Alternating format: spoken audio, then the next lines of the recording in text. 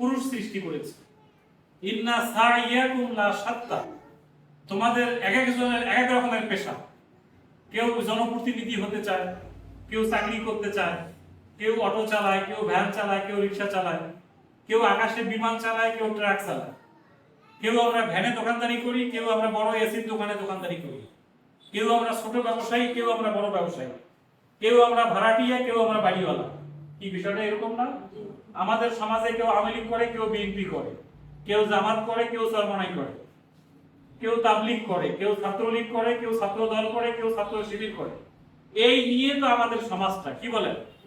আমরা সবাই এই নিয়ে না, আমাদের এখানেই আমরা এই কয়জন, আমরা কেউ বোরকা পরি, কেউ পরি না, কেউ পাজামা পাঞ্জাবি পরি, কেউ প্যান্ট শার্ট পরি। আল্লাহ বলছে তোমাদের এক একজনের পেশা, এক একজনের নেশা এক এক রকম, কিন্তু তোমাদের কি একটা জায়গায় এসে একমত হওয়া লাগে। সেটা কি? আমি যে দলে করি না কেন, আমি যে ব্যবসায় করি না কেন, যত টাকা পয়সার মালিক হই না কেন, অথবা রাস্তার ফকির হই না কেন, আমি যদি মারা যাই, আমার কবরের মধ্যে প্রশ্ন করা হবে কয়টা বলো তো? তিনটা। এইটা কি আওয়ামী লীগের জন্য তিনটা, বিএনপির জন্য কি দুইটা? বলেন তো দেখি। আমাদের মাননীয় সাবেক প্রধানমন্ত্রী খালেদা জিয়া চলে গেছে, ওনার জন্য কিন্তু প্রশ্ন কয়টা? তিনটা। ওনার ছেলে এখন প্রধানমন্ত্রী, উনি যদি মারা যায় ওনার জন্য প্রশ্ন কয়টা? তিনটা। মসজিদের যিনি ইমাম সাহেব তার জন্য কয়টা? তিনটা। পীর সাহেবের জন্য কয়টা? তিনটা। মুরিদের জন্য কয়টা? তিনটা। এই যে এবার আপনারা বিশ্বকাপ খেলা দেখলেন, কেউ আপনারা আর্জেন্টিনা, কেউ আপনারা ব্রাজিল। তো আর্জেন্টিনার যদি মেসি মারা যায় প্রশ্ন কয়টা? কি তার জন্য আলাদা প্রশ্ন নাকি? এই তিনটাই প্রশ্ন। আপনার ব্রাজিলের নেইমার মারা গেলেও তিনটা প্রশ্ন, এবং মেসির বাবা গত 5 দিনের আগের দিন মনে হয় মারা গেছে। ওই তার মৃত্যুর পরে তার কবরে শোয়াই দেওয়ার সাথে সাথে সে শোয়াই দিক অথবা পুড়ে দিক বা যাই করো করুক, সে দুনিয়া থেকে চলে গেছে, তিনটা প্রশ্ন জবাব দিতে হবে। তাহলে একটা জায়গায় এসে আমাদের সবার জন্য প্রশ্ন এক না আলাদা? এক। নারী হইলো এক তিনটা প্রশ্ন, পুরুষ হইলো তিনটা প্রশ্ন। মজার বিষয় কিন্তু। তাহলে এক জায়গায় আমরা এক, সেটা হলো আমাদের মৃত্যুর পরে আমাদেরকে তিনটা প্রশ্নের উত্তর দিতে হবে। এর মধ্যে কোনো সন্দেহ নেই। আপনি হিন্দু হোক, বৌদ্ধ হোক, খ্রিস্টান হোক, যা হয় হোক, পৃথিবীতে আল্লাহ মানুষ করে পাঠিয়েছেন, আপনার মৃত্যু হবেই। আপনি এখান থেকে পালিয়ে বেড়াতে পারবেন না। সূরা জুমাতে আল্লাহ তাআলা এই কথাটা বলেছেন, কুল ইন্নাল মাউতা আল্লাযী তাফিরুনা মিনহু। পৃথিবীর মানুষকে হে রাসূল আপনি বলে দেন যে পৃথিবীর মানুষ মৃত্যু থেকে পালিয়ে বেড়াচ্ছে। কেউ চাচ্ছে না যে মৃত্যু আমাকে ধরুক, কেউ চাচ্ছে না এটা। কিন্তু আল্লাহ বলছেন ফাইন্নাহু মুলাকিকুম, মৃত্যুর সাথে তোমার মোলাকাত হবে। মৃত্যুর সাথে তোমার মোলাকাত হবে। কুল্লু নাফসিন যায়কাতুল মাউত, প্রত্যেকটা যার প্রাণী আছে, সেটা মানুষ হোক, যা হয় হোক, আত্মা আছে, জীবন আছে, এটা একদিন চলে যাবে। এর মধ্যে কোনো সন্দেহ নাই। এই ব্যাপারে আপনারা আমার সাথে একমত তো সবাই নাকি? আচ্ছা, তাহলে এখন আমি মারা গেলাম, মনে করেন মারা যাওয়ার সাথে সাথে দুজন ফেরেশতা আসবে, এসে আপনাকে বসাবে। বসায় প্রশ্ন করবে কয়টা? আমরা যে এই লোকটাকে দাফন করলাম কিছুক্ষণ আগে, সেটা নারী হোক বা পুরুষ হোক, দাফন করার আগে আমরা একটা জানাজার নামাজ পড়ছি না? কি বলেন, পড়ছি কি? এই জানাজার নামাজে তাকবীর দেই আমরা কয়টা? কয় তাকবীর দেই? 4টা তাকবীর। তৃতীয় তাকবীরের পরে আমরা একটা দোয়া বলি। এই দোয়ার শেষের দিকে যে আমরা দুইটা কথা বলি। একটা কথা হলো যে আল্লাহ, যাকে আমরা এই কিছুক্ষণ পরে কবরে শোয়াই দিয়ে আসবো, উনি তো আমাদের কাছ থেকে চলে গেলেন। এরপরে আমরা এই জানাজায় যারা আসছি, অথবা এই মৃত্যু লাশকে আমরা যারা দেখতে আসছি, আপনারা গ্রামে কেউ মারা গেলে সবাই দেখতে যান না? কি যান না আপনারা সবাই? এই যে আমরা তাকে দেখতে আসলাম, অথবা আমরা তার জানাজায় অংশগ্রহণ করলাম, আল্লাহ এই মৃত্যু ব্যক্তিটা দুনিয়া থেকে চলে যাওয়ার পরে আমরা যারা বেঁচে আছি, আমাদের বাকি জীবনটা আহিয়া আলাল ইসলাম, আমাদের জীবনটা তুমি ইসলামের উপর রাখো। কিসের উপর রাখো? ইসলামের। এটা কিন্তু জানাজায় দাঁড়ায় প্রত্যেকটা মানুষই দোয়াটা পড়ে, আল্লাহুম্মা ফিরলি হাইয়ানা ওয়া মাইয়িতানা ওয়া শাহিদানা ওয়া গায়বানা সাগীরানা কাবীরানা যাকারিনা উনসানা। এরপরে সে বলে আল্লাহুম্মা আহিয়া আলাল ইসলাম, আমার এই বাকি জীবনটা তুমি ইসলামের উপর রাখো।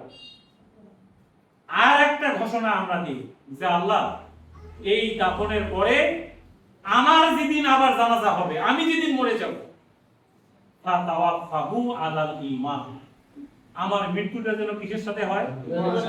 ঈমানের সাথে।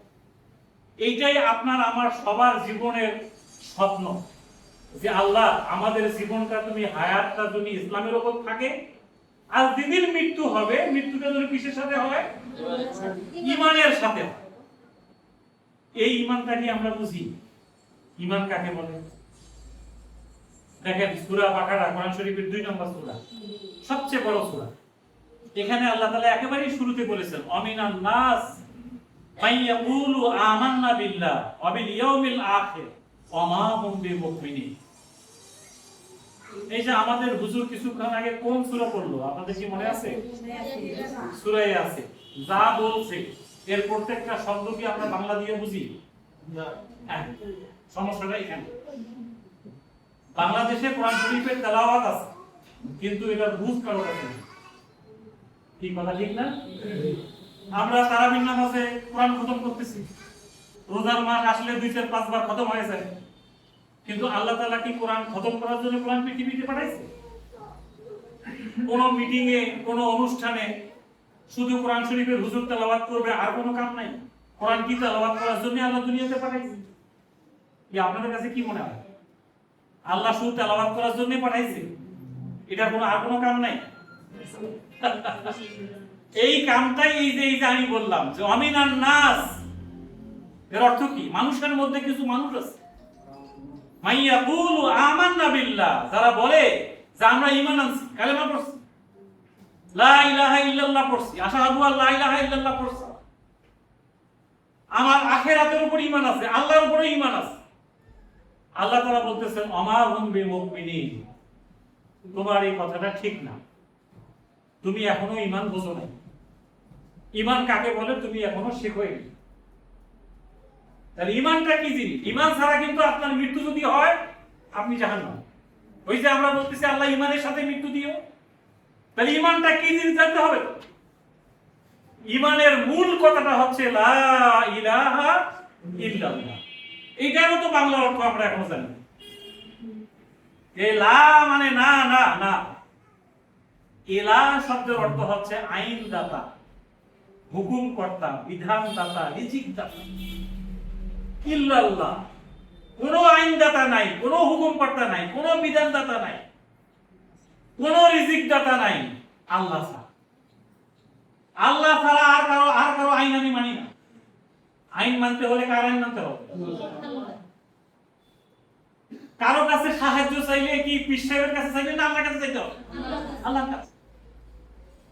তাহলে লা ইলাহা ইল্লাল্লাহ, আমি আল্লাহ ছাড়া আর কারো আইন মানি না। এই জমিন কার? এই সৃষ্টিটা কার? আল্লাহ। তাহলে এখানে আইন চলবে কার? আল্লাহ।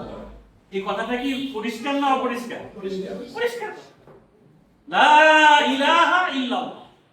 তাহলে এই সমাজের মানুষ লা ইলাহা ইল্লাল্লাহ বলতেছে, কিন্তু বাস্তবে আইন মানতেছে কার? আল্লাহর না শয়তানের?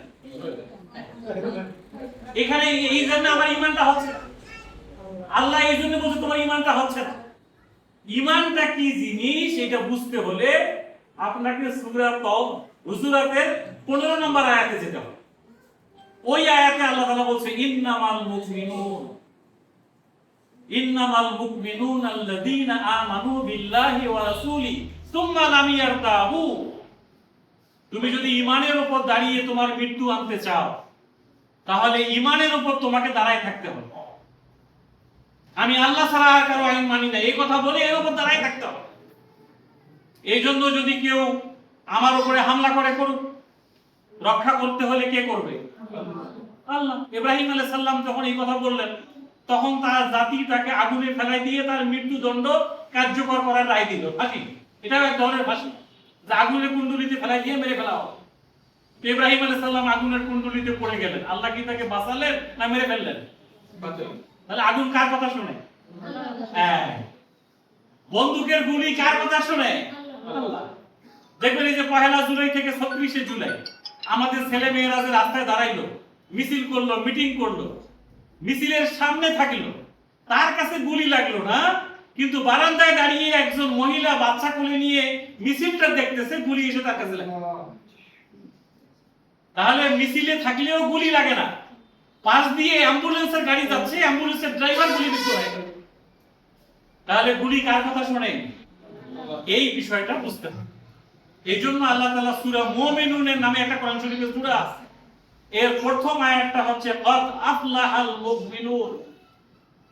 তুমি যদি সফল হইতে চাও, সফল, আমরা সফলতা আর ব্যর্থতা বুঝি না। আমরা মনে করি 2-4-5টা গাড়ির মালিক না হলে, 2-4-5 বিঘা জমি না থাকলে, 2-4-5টা বাড়ি না হলে, এমপি মন্ত্রী চেয়ারম্যান না হলে সফল হওয়া যায় না। কিন্তু আসলে সফলতা এটা না।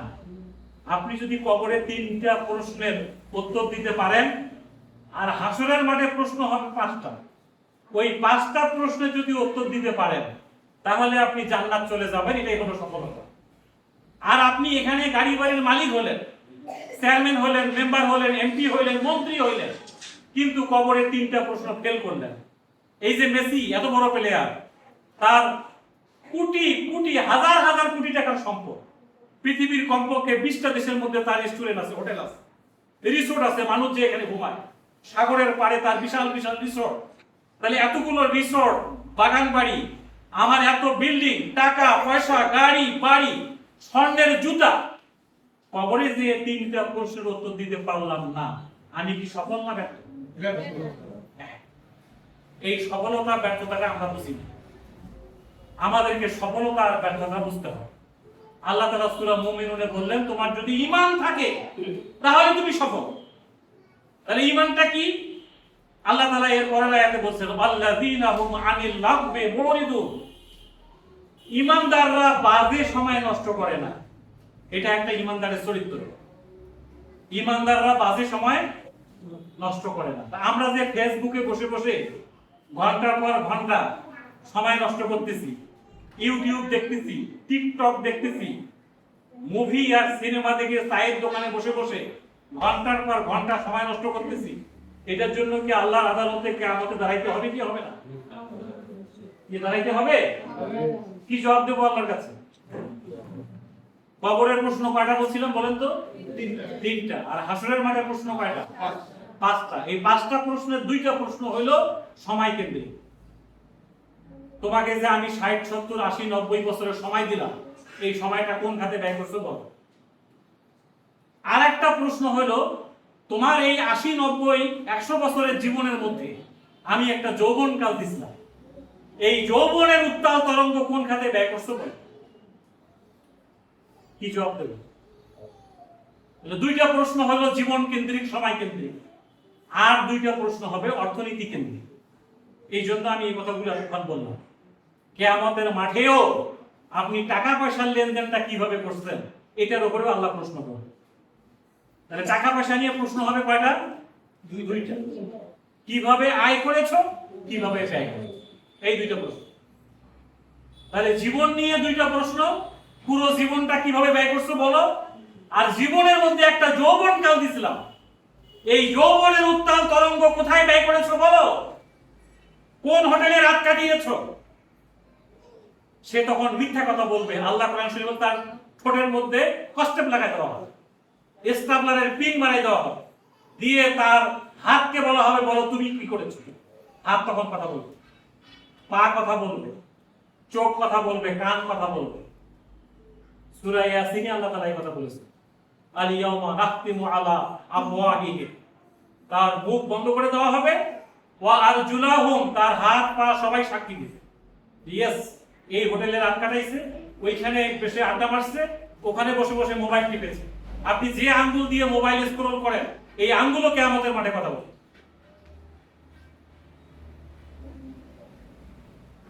দুইটা প্রশ্ন হলো হায়াত কেন্দ্রিক, আর দুইটা প্রশ্ন হলো অর্থনীতি কেন্দ্রিক। এই যে অহেতুক সময় নষ্ট করাটা, এটা কোনো মুমিনের বৈশিষ্ট্য হতে পারে না। মুমিন প্রত্যেকটা ঘন্টা মিনিট কাজে লাগাবে। তাহলে দুইটা প্রশ্ন হায়াত, দুইটা প্রশ্ন টাকা পয়সা, আর একটা প্রশ্ন হইল জ্ঞান অর্জন করছো কি, তোমার এলেম ছিল কিনা, এলেম অনুযায়ী আমল করছো কি। দেখেন আমাদের ছেলে মেয়েরা বাবা মারা যায়, মাস্টার ডিগ্রি পাস, জানাজা পড়াইতে পারে না, এরকম ছেলে মেয়ে আছে না নাই আমাদের সমাজে? যে আছে এরকম আছে। তাহলে আমি কি অপরাধ করলাম? 90% মুসলমানের দেশে আমার সন্তানকে আমি কলেজ পড়ালাম, ভার্সিটি পড়াইলাম, সে আমার জানাজা পড়াইতে পারতেছে না। এই এলেম সে কোথায় শিখবে? এই এলেম তাকে কে শিখাইল? যে বাপের জানাজা পড়ানো এলেম এখন শিখে নেই। নিজের গরুটা নিজে কোরবানি করতে পারে না। একজন মায়ের জানাজা হুজুর দিয়ে পড়াইলে সওয়াব বেশি, নাকি তার ছেলে জানাজা পড়াইলে সওয়াব বেশি? বলেন তো। ছেলে। আর এই যে এলেম আমাদের পরিকল্পিতভাবে আমাদের দেশ থেকে এলেমটাকে উঠাই দেওয়া হয়েছে। এখানে এলেম নাই। আর এলেম না থাকার কারণে আমি আসরের মাঠেও ফেল করব, কবরেও ফেল করব। আমি দেখেন আপনাকে ছোট দুইটা কথা বলি, যে অর্থনীতি নিয়ে দুইটা প্রশ্ন হবে। এই দুইটা প্রশ্নের উত্তর দেওয়ার জন্যই বাংলাদেশে ইসলামী ব্যাংক। যে ব্যাংক ছাড়া টাকা পয়সা আমি কোথায় রাখবো? কোথাও না কোথাও রাখতে হবে। কোন এনজিও, কোন ব্যাংক, কোন সমিতি, কোথাও না কোথাও তো আমার টাকাটা রাখতে হবে। সেই টাকাটা যদি আমি হালাল জায়গায় না রেখে হারাম জায়গায় রাখি, যেখানে সুদ আছে, সুদটা কি বলেন তো হালাল না হারাম? সুদটা কি হারাম। কেমন হারাম বলেন তো দেখি? সুদের 70 প্রকারের গুনাহ। কথাটা ভালো করে শুনেন, সুদের গুনাহ কত প্রকার? 70 প্রকার। এর ছোট গুনাহটা হচ্ছে নিজের মাকে বিয়ে করা। কি নাউজুবিল্লাহ বলবেন না? সুদের ছোট গুনাহটা 70 নম্বর যে গুনাহ, এটা হলো নিজের মায়ের সাথে কোন সন্তান যদি ব্যভিচার করে তার যে গুনাহ হয়, এটা হলো সুদের ছোট গুনাহ। এই গুনাহ করে আমি যদি 100 বার হজ করি, আমি কি জান্নাত যেতে পারবো? মায়ের সাথে ব্যভিচার করব, আবার হজ করব, মসজিদ কমিটির সভাপতি হব, মুহতামিম হব, 50 বছর ইমামতি করবে, আবার সুদের সঙ্গে লেনদেন করবে, জান্নাত যেতে পারবে? পশ্চিম কালেও পারবে না। আল্লাহর কোরআনে কথা বলছে। আমরা কোরআন পড়ি না, বুঝি না। একজন ইমাম সাহেব, পীর সাহেব, আপনার আমার কথা বাদ দিলাম, 50 বছর এই মসজিদের ইমামতি করে, কিন্তু সুদের সাথে লেনদেন আছে, আল্লাহর কসম জাহান্নামে। এই প্রশ্নের উত্তর দেওয়ার জন্যই বাংলাদেশে 1983 সালে ইসলামী ব্যাংকের জন্ম হয়েছে। সম্মানিত ভাইরা, এই কথাটাই আল্লাহ তাআলা সূরা মুমিনুনে বলছেন, ওয়াল্লাযীনা হুম আনিল লাগবি মুরিদুন। মুমিনরা অহেতুক সময় নষ্ট করে না। আমরা এখন থেকে আর অহেতুক সময় নষ্ট করব না ইনশাআল্লাহ। সময়টা কাজে লাগান, সময় চলে যাচ্ছে।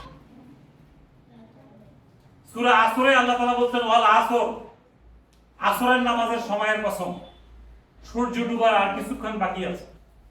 তোমার জীবন যদি ফজর থেকে শুরু হয়, তাহলে ফজর থেকে আসর এই সময়টা বেশি লম্বা, না আসর থেকে মাগরিব ওই সময়টা বেশি লম্বা? কোনটা? ফজর থেকে আসর। আল্লাহ তাআলা আসরের নামাজের সময়ের কসম খেয়ে বলতেছেন, তোমার জীবন যদি ফজর থেকে শুরু হয়, তাহলে এখন আসরের নামাজের সময়। তুমি যদি 60-70 বছর বাঁচো, তাহলে এখন তোমার 50 বছর বয়স হয়ে গেছে। দাঁড়াও, একটু চিন্তা করো, তোমার জীবনটা জীবন হওয়া দরকার সেরকম হয়েছে কিনা একটু ভাবো। ইন্নাল ইনসানা লাফি খুসর। প্রত্যেকটা মানুষ ক্ষতির মধ্যে। সবাই রাগ মেজাজ, সবার হট মেজাজ। আমি রাস্তা দিয়ে একটা কিছুক্ষণ দাঁড়ায় থাকেন, দেখবেন ঝগড়া কেমন চলে মানুষের। সবাই আমরা খুব হট মেজাজে আছি না? কোন ঠান্ডা মাথায় কেউ আমরা চিন্তা করি, সবাই মহাব্যস্ত। আল্লাহ বলছে একটু দাঁড়া, সময়টা কাজে লাগা। এরপরে আল্লাহ মুমিনের 2 নম্বর গুণাবলী বলছেন, ওয়াল্লাযীনা হুম লিযাকাতি ফাইলুন।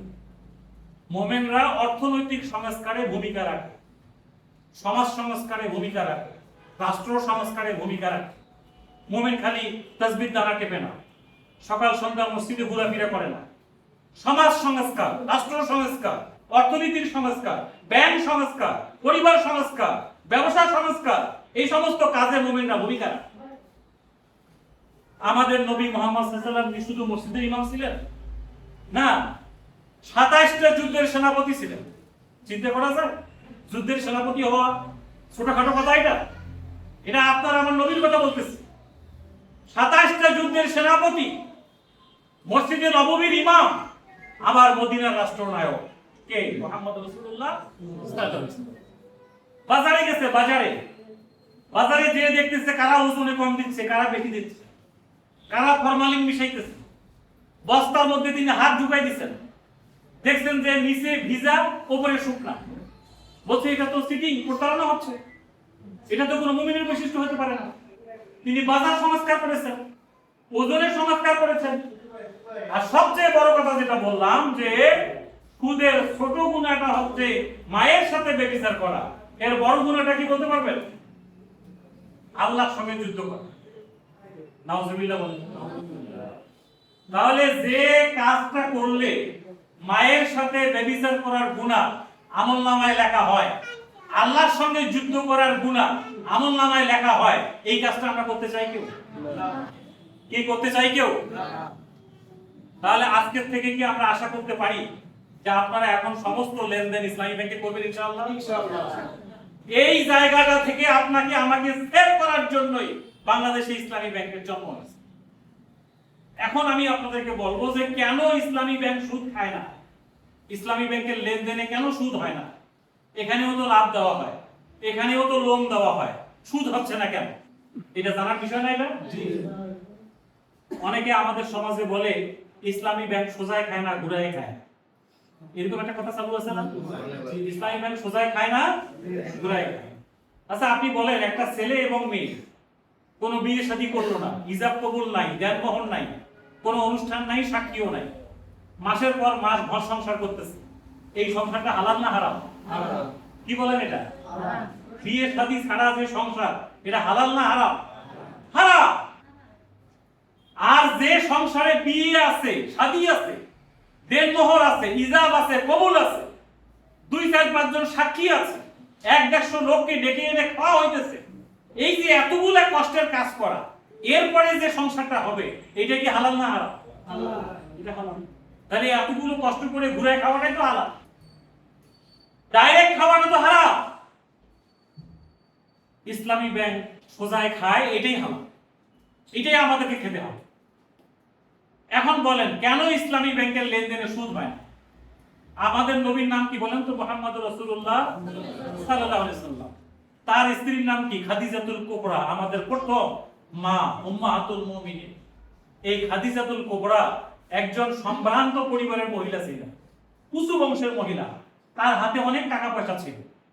তিনি খুঁজছিলেন তার টাকাটা কোথায় রাখা যায়, কাকে দেওয়া যায়, কে কাকে দিলে এই টাকাটার ব্যবহার হবে, ইসলামী শরিয়া মেইনটেইন হবে।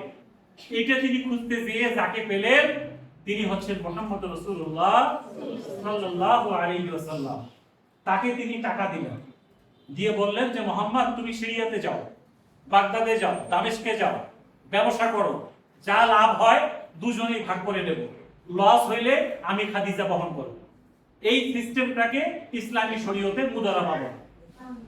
সিস্টেমটার নাম কি বললাম? এই মুদারাবা শব্দটা আপনারা এর আগে কখনো শুনেছেন? কোন মসজিদে এটা নিয়ে আলোচনা হয়েছে? কোনদিন ওয়াজে কোনো খুতবায় আলোচনা হয়েছে? অথচ দেখেন এটা একটা এলেম, এটা একটা নলেজ, এটা একটা জ্ঞান, এটা আমাদের স্কুল কলেজে কোথাও এটা পড়াশোনা হচ্ছে। পরিকল্পিতভাবে আপনাকে মুদারাবা শব্দ আপনি যাতে না বোঝেন, আপনি যাতে সুদের লেনদেন করেন, এই জন্য আপনার মাদ্রাসা স্কুলে এই সাবজেক্ট নাই, এই সিলেবাস নাই। হুজুররাও এটা জানে না, ওলামায়ে কেরামরাও জানে না, সাধারণ মানুষও জানে না। অথচ আল্লাহর কোরআনে এই ব্যবসা বাণিজ্য অর্থনীতি নিয়ে কথা আছে। তাহলে খাদিজা আল্লাহ রাসূলকে ফান্ড দিলেন, আল্লাহ রাসূল টাকাটা নিয়ে ব্যবসা করলেন, এই ব্যবসা করে যা লাভ হয় দুজনে ভাগ করে নিলেন। এই সিস্টেমটাকে কি বলে? মুদারাবা সিস্টেম। এই মুদারাবার ভিত্তিতে আমরা ইসলামী ব্যাংক আপনাদের কাছ থেকে ফান্ড নেই, এই কারণে এখানে সুদ হয় না। আপনারা যে এখানে আমরা কি করি, একটা সেভিংস অ্যাকাউন্ট করি, এই সেভিংস অ্যাকাউন্টের নাম হলো MSA, মুদারাবা সেভিংস অ্যাকাউন্ট।